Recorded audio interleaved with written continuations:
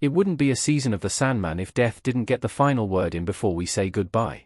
The last, and very special, episode of the fantasy TV show, Death, the High Cost of Living, brings back the structure of one of the best installments of Season 1, The Sound of Her Wings, which saw Morpheus spend time with his sister, who quickly became a standout character of the series. In the latest exploration of what life is like for the embodiment of its end, Kirby Howell-Baptiste is at her best as Death. Death, the High Cost of Living, feels like a cool, calm salve after an action-packed season that raced to pack in all of the comic's biggest takeaways and emotional moments. After The Sandman Season 2, Volume 1, and Season 2, Volume 2, the big narrative arc surrounding Dream and his inevitable fate has ended, but Death's job is never done. However, the audience is lucky enough to spend time with her while she's on a brief vacation, and she gets to be surprised and delighted once again by the way humans work. There's nothing the Sandman loves more than reminding us why life is worth living. The cost of living might be high, but the Sandman's characters are happy to be paying it. The first thing viewers will notice about this season's bonus installment is how remarkably ordinary it is for almost the entire runtime. Whereas Season 1's Dream of 1,000 Cats, Calliope, played with form and storytelling through animation and brought myths to life, this story is all about what makes the simple act of being alive an adventure in and of itself.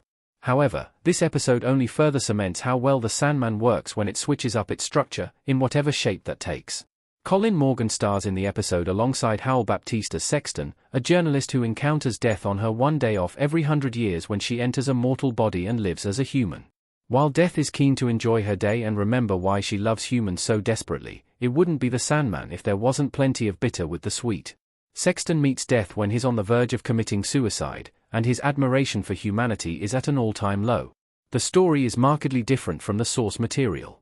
Fortunately, the changes made give Howell-Baptiste's death even more agency and long-lasting influence by decreasing the romantic angle between Sexton and Death.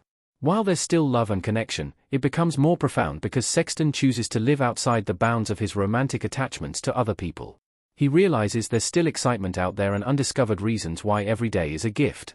However, he could only learn this through the eyes of someone with just that day. Mercifully, Death, the High Cost of Living, doesn't spend too much time dragging the audience down with reminders of why exactly Sexton is so down on the future of humanity. The show knows we're well aware of how bad things have gotten and can't seem to stop getting, and it doesn't ask us to pretend that this isn't happening. However, it offers a sliver of hope and an option other than total despair all the time.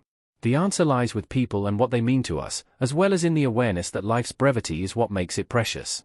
In terms of the season as a whole, the episode doesn't have anything new to say, it just helps us put the themes and messages of the project back into our everyday perspective of boring, magical human life.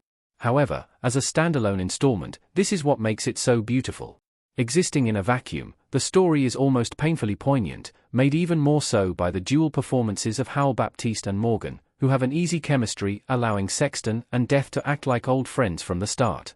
The special episode is a refreshing palate cleanser after a heavy season of The Sandman. The Sandman Season 2 took some big emotional swings, so the series needed this come-down. These standalone additions to the Sandman canon are always interesting because they follow a much more linear narrative and contained arc than any other episode in the series. However, the Sandman Season 2's official series finale might have been satisfying and justified in its big emotions, but that didn't make it any less intense or cathartic. Since the show was cut short, it didn't have as much room to breathe this season, and this is where the special episode comes in. Death, the High Cost of Living, can exist within the boundaries of the Sandman universe because audiences know that the reason we follow Dream on his mystical adventures is to use that as a tool to reflect on our own lives. Not every episode of the show can be these windows into the simple life, but when they work, they never fail to make the audience at least a little bit misty. As the Sandman fades from view and we move on to other fantasy stories, revisiting episodes like this will draw us back in, and we'll go willingly.